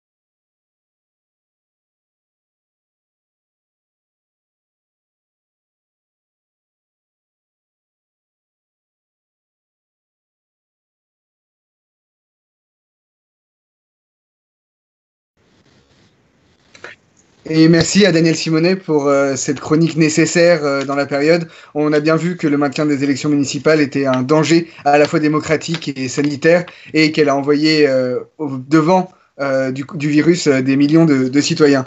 Charles, je te laisse introduire notre nouvel invité peut-être. Oui, alors bienvenue à toi Kevin Boucault-Victoire, tu es rédacteur en chef de la rubrique Idées et débats au journal Marianne, un des cofondateurs de la revue Le Comptoir que j'invite nos spectateurs à lire et à relire. Alors, je voulais te poser une première question. On a vu une séquence assez étonnante au début de la crise du Covid-19 avec des médias mainstream qui relayaient la parole gouvernementale, qui cherchaient à rassurer les gens et qui au final... ce beau monde s'est lourdement trompé. Alors moi, j'ai envie de poser la question dans l'après-crise. Quel va être le rôle des médias, justement, comme Marianne ou comme d'autres, je pense au Monde Bleu, au Luma ou à d'autres. Quel va être leur rôle dans l'après-crise? Est-ce que tu penses qu'ils vont gagner du lectorat? Est-ce que tu penses qu'ils peuvent apporter justement ce manque d'informations que nous fournissent les médias mainstream? Je pense que notre rôle sera à peu près le même que celui qui a été le nôtre pendant le confinement.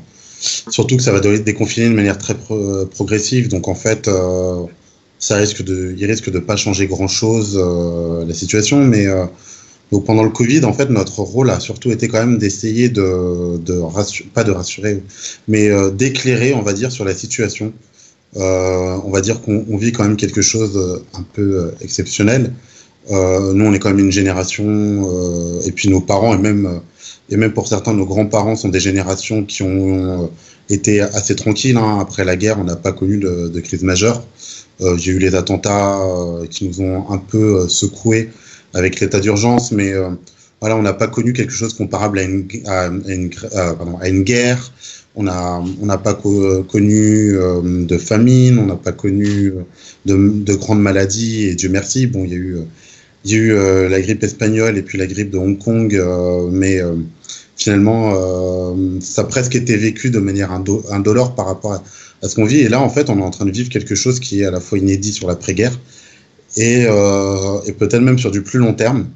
Pas que le Covid soit forcément plus important, par exemple, que la grippe espagnole, mais 3 milliards d'êtres humains confinés. On n'a jamais vu ça dans l'histoire de l'humanité. L'arrêt total de l'économie. On ne sait pas qu'on en sortira. Enfin, vraiment, on vit une époque très particulière. Et je pense que les médias étaient là à la fois pour essayer de comprendre, pour essayer aussi de relayer un peu le quotidien des Français. Puisque au départ, on nous a un peu dit que le confinement n'était pas grand-chose, voire était une bénédiction. On a eu certains textes, Sylvain Tesson, etc., pour nous expliquer à quel point tout ça c'était génial et que les gens qui ne trouvaient pas ça génial étaient des abrutis incapables de vie intérieure. Et ce que nous ont amené des médias aussi, c'est certains des médias, c'est une certaine nuance, nous montrer que voilà, pour certaines familles confinées à Paris dans un 35 mètres carrés avec trois enfants qui doivent télétravailler plus faire l'école à la maison, bah en fait tout ça c'est compliqué. Finalement ils se retrouvent à encore plus de boulot qu'en temps normal. Pour les instituts ou les profs, gérer l'école à la maison était quelque chose de très compliqué. Et j'en passe. Des contrôles de police qui ont pu déraper, parce que là on se retrouve quand même, j'aime pas ce lieu commun de l'état policier, mais là on peut le dire, hein, depuis 1 mois et demi on vit quand même sous un état policier qui contrôle tous nos faits et gestes. Et donc je pense que le rôle des médias était de faire à peu près ça, sachant que en étant confinés, les médias avaient eux-mêmes moins de possibilités. Pour prendre l'exemple de Marianne, vu qu'on est tous en télétravail sauf la réalisation, et que réaliser un journal en télétravail est plus compliqué, on a quand même moins de pages. Donc on a été beaucoup plus présent sur le net. Après pour nous, ça s'est relativement bien passé puisque nos ventes en kiosque ont progressé malgré le fait que 20% des points de vente en France étaient fermés. Et le web a vraiment cartonné. Je pense que les Français aussi avaient une certaine envie de comprendre, de savoir, et d'avoir peut-être une autre parole. Effectivement, nous, on n'avait pas forcément le discours de BFM, du Monde ou des Échos, et donc peut-être que ça, voilà, pour certains Français, ils avaient envie de comprendre ce qui se passe. Maintenant, pour l'après-Covid, voilà, notre rôle sera plus ou moins le même. sachant que finalement, si la période n'a pas été une période catastrophique, en tout cas pour nous, pour d'autres médias, c'était un peu plus compliqué. Voilà, il y a eu des grands médias qui ont fermé leur service culture, donc des journalistes en service partiel. Nous, on n'a pas eu à le faire, donc pour nous, ça s'est plutôt bien passé. Ceux pour qui c'est un peu plus compliqué, c'est les pigistes, donc ceux qui ne sont pas en rédaction, qui ont dû voilà, avoir un volet un montant de commandes de pige inférieur à d'habitude et donc une perte de revenus. Et j'imagine que le gouvernement ne les aidera pas parce qu'ils ne sont pas dans les radars, tout simplement. Et qu'on oublie qu'en fait, une majorité de journalistes sont précaires en France. Et donc, voilà, nous, pour l'après, on a tout ça, sachant qu'il y a aussi une chose à gérer, et ça, on le sait très peu, c'est qu'il y a une autre crise de la presse qui a commencé il y a quelques mois, c'est la faillite de Prestalis. Prestalis, en fait, est le diffuseur de presque l'ensemble de la presse en France. C'est un système un système coopératif qu'on a hérité de l'après-guerre qui est assez égalitaire. Et donc, cette entreprise qui gère la diffusion en kiosque, en fait, est en train de faire faillite. Et donc, il est possible que dans les semaines qui arrivent, il n'y ait plus de journaux, ni de journaux, ni de magazines en kiosque pour un mois, voire 2 mois. L'État, avant le confinement, l'État parlait peut-être d'aider la presse. Voilà, là, avec tout ça, en fait, en gros, l'État, je pense, n'a pas eu le temps, ou en tout cas, n'a pas géré le truc. Et donc là, pour l'instant, on est aussi dans le brouillard là-dessus, sachant qu'il ne faut pas oublier que l'essentiel quand même des revenus de la presse ne sont pas faits sur Internet, mais sont bien faits avec les ventes du papier. Ouais. Merci Kevin. Vas-y Sacha. Ouais, j'ai une question, il y a quelque chose que je constate un petit peu en ce moment, c'est que dans tous les médias de la presse mainstream et notamment à gauche, on a énormément de tribunes, énormément de lettres ouvertes, énormément d'entretiens de responsables politiques qui reviennent mettre des nouveaux thèmes sur la table, qui reviennent dans le débat politique, qui pensent être le nouvel homme providentiel. Est-ce que on constate pas que les médias sont le théâtre, en fait, créent eux-mêmes le moment politique et n'attendent pas les politiques pour le faire et donc imposent des thèmes sans laisser les politiques le faire eux-mêmes? Il y a un peu eu des deux, effectivement. C'est-à-dire que depuis le début de la crise, énormément de tribunes. Moi qui gère les tribunes à Marianne, je peux vous le dire, j'en reçois 2 fois plus aujourd'hui qu'avant la crise. Donc j'ai l'impression que de toute manière, vu qu'on vient à un moment exceptionnel, toutes les personnes qui réfléchissent bien ou mal d'ailleurs, qui veulent réfléchir à la période et veulent écrire, veulent compter aussi dans le débat intellectuel. Donc effectivement, on a eu énormément, et puis on en est beaucoup à penser à l'après-Covid. Donc en fait, on a vu le coronavirus a révélé certaines failles à la fois de la mondialisation d'un État comme la Chine, qui nous a quand même menti sur beaucoup de choses, qui nous a révélé l'état désastreux de notre pays. On a longtemps été le meilleur système sanitaire du monde. On voulait s'illusionner, penser qu'on l'avait encore. Là, on se rend compte que Ruffin a dit qu'on était un pays du tiers-monde. Beaucoup se sont indignés. On n'en est pas si loin, j'ai l'impression. Là, on était même plus capable de faire des masques, c'est-à-dire des cartons avec des bouts de ficelle. Enfin, voilà. Donc, ça pose aussi la question de la désindustrialisation de la France, etc. Et donc, c'est pas illogique que certains thèmes soient revenus sur le devant de la scène. Je pense au thème de la démondialisation. Ça, effectivement, je pense que ce sont quand même les médias qui ont recréé ce thème, avec l'aide d'un homme politique qui s'était un peu mis en retrait. C'est Arnaud Montebourg, qu'on a lu dans le Figaro, qu'on a lu dans le Challenge, voilà, qui est un peu revenu en odeur de sainteté. Et effectivement, je pense que les médias ont quand même joué un rôle pour réimposer certains thèmes, donc de démondialisation, de relocalisation, etc. Mais il ne faut pas oublier que, même si les mots n'ont pas été effectivement prononcés, Macron, dans son premier discours, il annonce qu'il va maintenir les municipales, parle de souveraineté, certes de la France, de souveraineté française et européenne. On ne sait pas trop ce que ça veut dire, cette formule, mais il parle de souveraineté alimentaire. Il dit en creux que la mondialisation a échoué. Bon, je pense qu'il n'en fera pas grand cas, et une fois la crise passée, de toute manière, les choses continueront comme avant pour le macronisme. Mais en fait, malgré tout, il a introduit le loup dans la bergerie avec ces termes. D'ailleurs, Marianne, on a pris au sérieux son discours, et la semaine d'après, on a fait une qui s'appelait Chiche, et quelles étaient les ruptures que Macron pouvait réellement effectuer s'il prenait au sérieux ce qu'il disait lui-même, quoi. Donc effectivement, les médias ont joué un rôle, mais je pense que les politiques et que Macron, bizarrement, lui-même a joué ce propre rôle de remettre sur le devant de la scène des thèmes qui ne sont pas les siens et qui ne seront en plus pas les siens à l'avenir. Et est-ce que tu ne penses pas qu'après cette crise du coronavirus, au contraire, on ne pourrait pas avoir un développement plutôt de ce que j'appellerais une société très sécuritaire au détriment de nos libertés fondamentales, c'est-à-dire un peu comme le panoptique de Bentham, c'est-à-dire en gros, je préfère être en sécurité que libre et par conséquent, je délègue beaucoup de mes libertés publiques à l'État. Est-ce que tu ne penses pas qu'il peut y avoir ce phénomène ? Alors j'ai un bruit bizarre, vous m'entendez bien ? Oui, moi je t'entends. Ouais, d'accord. Alors je pense qu'il y a deux éléments. Déjà, tout le monde connaît maintenant le thème de la stratégie du choc de Naomi Klein et du capitalisme de désastre, hein. Le 11 septembre a été l'occasion d'introduire certaines lois sécuritaires, les attentats. On a eu l'état d'urgence, on a introduit dans notre constitution des éléments de l'état d'urgence, donc on n'est pas loin de vivre à une forme déjà d'état d'urgence permanent. Voilà, l'État va se servir de ça, effectivement. On y ajoute là la question du traçage, hein, avec l'appli Stop Covid, donc le traçage de nos données, sachant que pareil que là c'est quand même quelque chose dont on est un peu responsable, puisque vu qu'aujourd'hui on est tous sur les réseaux sociaux et donc on laisse nous-mêmes tous des données, ça sera un peu plus facile, qu'on a presque tous des smartphones dans nos poches, etc. Il y a ça, et puis effectivement je pense qu'il y a les citoyens eux-mêmes aussi, c'est-à-dire que là on a compris que le néolibéralisme finalement la principale promesse du néolibéralisme n'est pas tant la liberté que la sécurité, notamment cette promesse de vivre longtemps. Puisqu'en fait, on nous parle de progrès depuis 200 ans, 250 ans, mais le principal progrès en fait de nos sociétés, il est sanitaire, il est dans l'espérance de vie.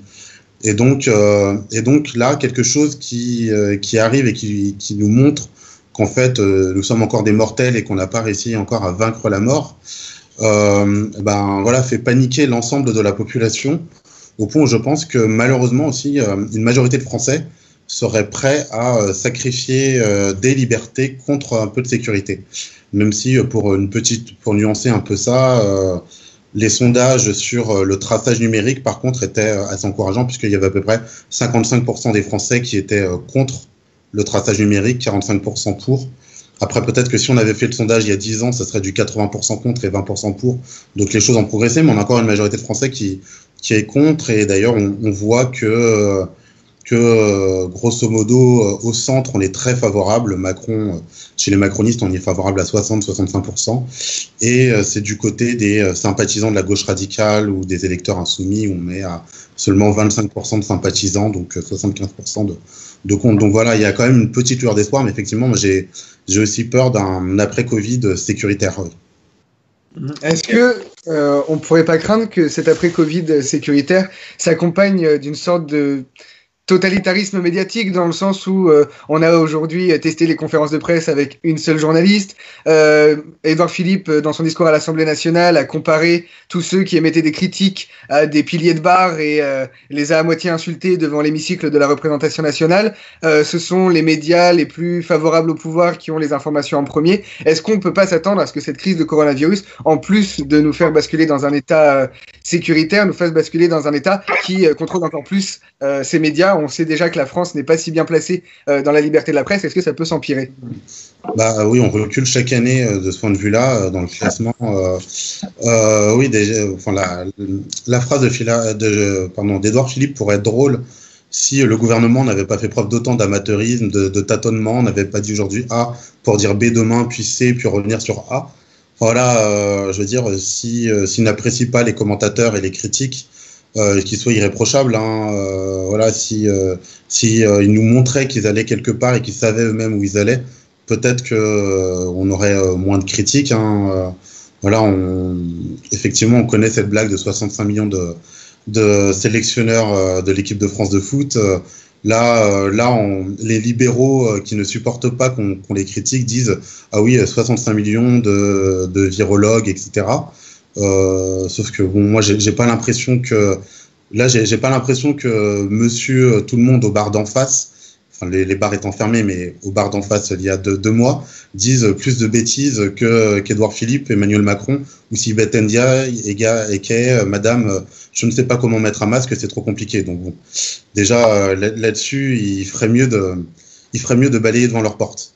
Ensuite, oui, on voit que de toute manière, le macronisme, c'est bizarre, le macronisme a été porté au pouvoir par les médias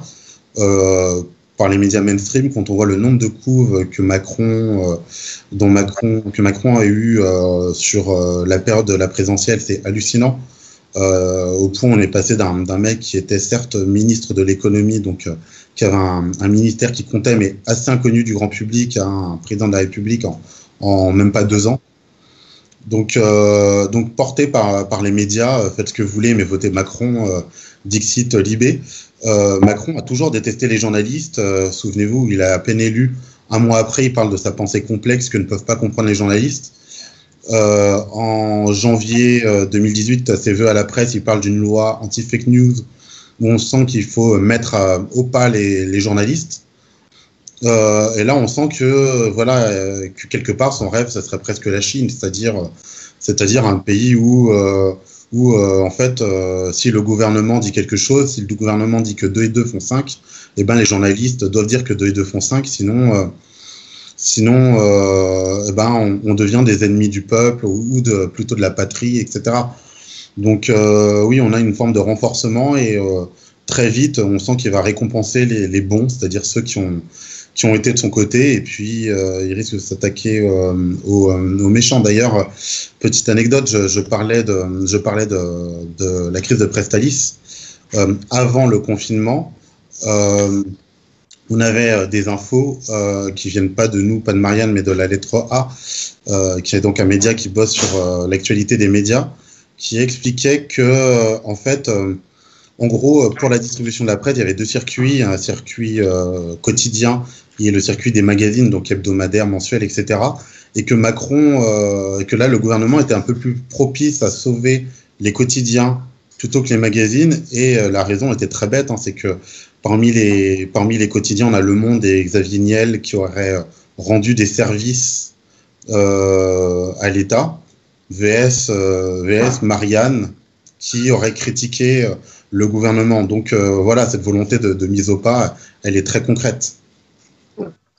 Merci beaucoup, Kevin Boucaud-Victoire, d'avoir participé à l'émission.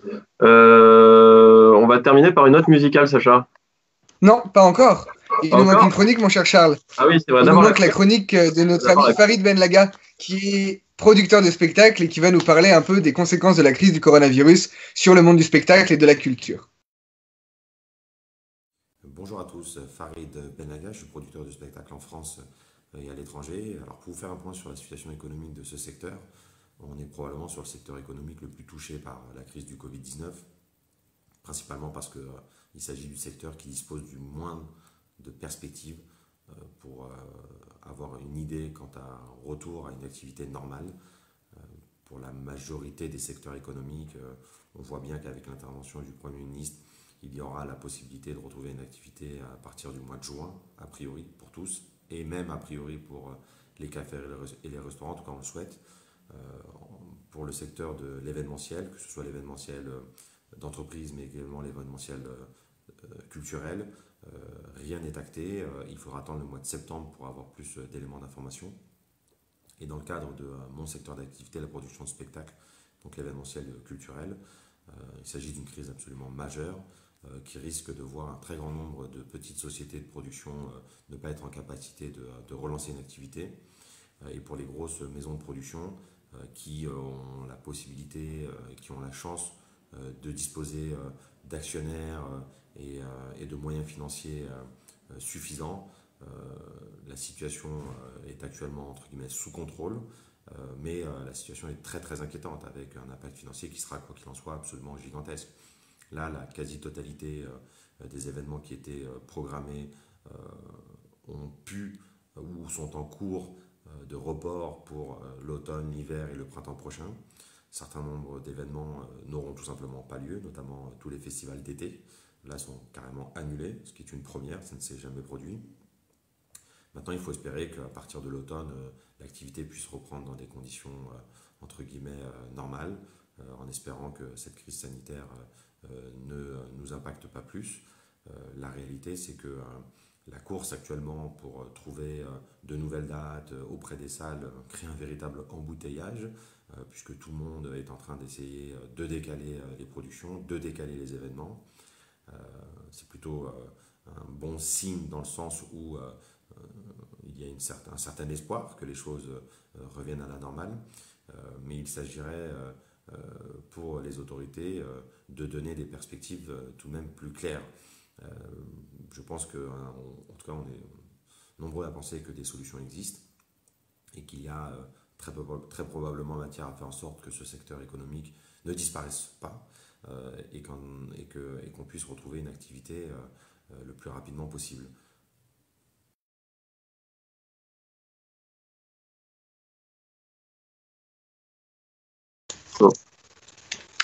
Et merci Farid pour cette chronique nécessaire et salutaire dans un moment où le monde de la culture est plus que jamais atteint et plus que jamais mis à mal par cette crise du coronavirus. Charles, je crois qu'on peut être assez content des discussions qu'on a eues aujourd'hui. C'était enrichissant, effectivement. Je suis très content de la manière dont se sont passés les débats. On a réussi à traiter beaucoup de sujets. Et puis, on a été assez transversal, au final, efficace. Bon, il y a eu quelques petits bugs techniques, mais bon, c'est la première. Et puis, c'est le confinement. Faire une émission sur Skype, c'est pas si évident que ça. Mais voilà. Je pense qu'on est bien sorti. D'ailleurs, on remercie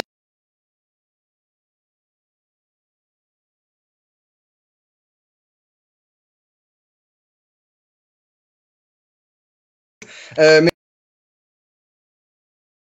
c'est un gros travail. On a des membres de l'équipe de Reconstruire qui sont derrière et qui gèrent le Twitter, le live sur YouTube.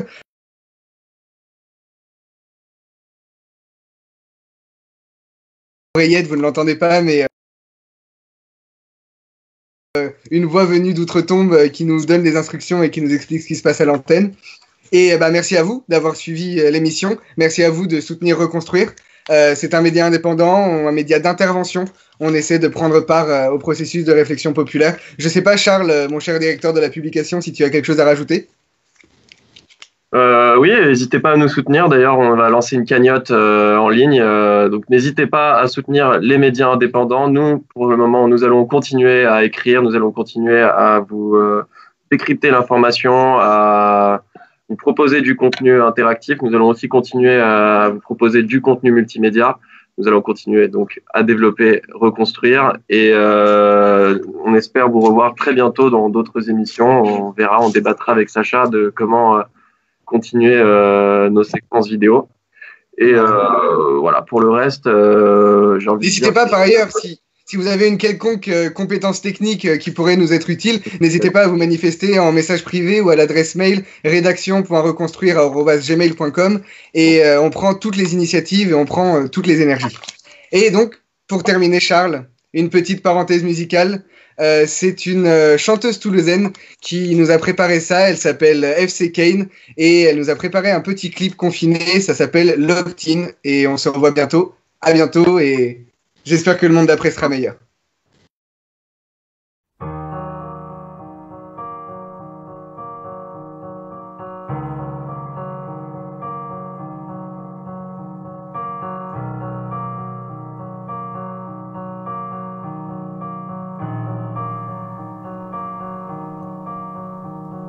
Locked in, you can never find me. Don't you dare to try me.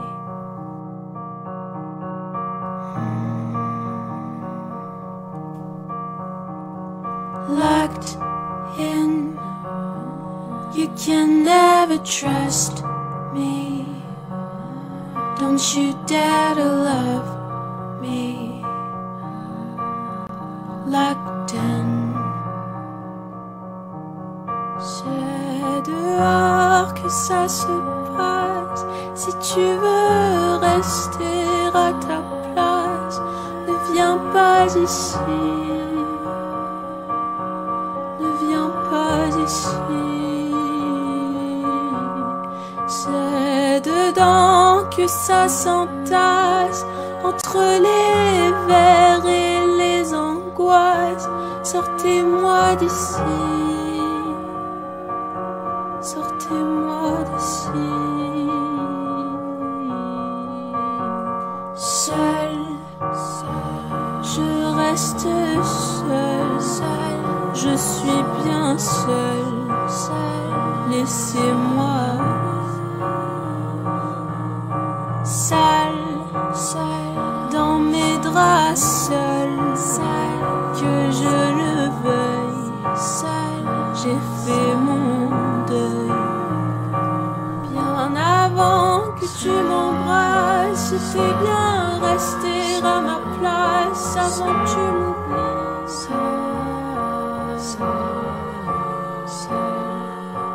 Dans ma tête, ton nom s'efface et dans mes pleurs, je trouve l'audace de t'écrire ces lignes. Je t'écris